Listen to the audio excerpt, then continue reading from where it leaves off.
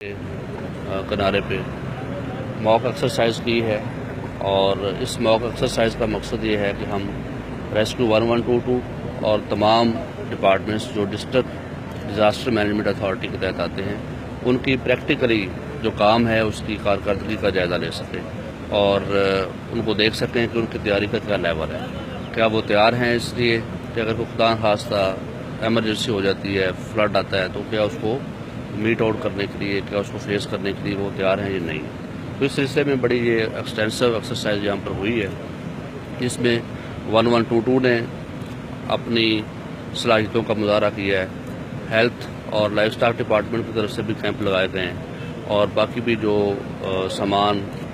استعمال ہوتا ہے فلڈ کے دوران میں اس کی نمائش بھی کی گئی ہے۔ بہت سر یہ تھوڑا سا یہ سب دیں کہ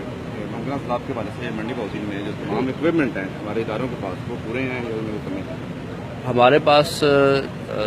جو 2014 کا سیلاب سب سے بڑا سیلاب تھا تو اس کو بینچ مارک بناتے ہوئے ہمارے پاس جو سامان ہے وہ آلموسٹ ہمارا کمپلیٹ ہے، اور ہمیں پی ڈی ایم اے کی طرف سے بالکل مکمل سپورٹ ہے، اور اگر خدا نخواستہ مزید بھی ہمیں کسی چیز کی ریکوائرمنٹ ہوگی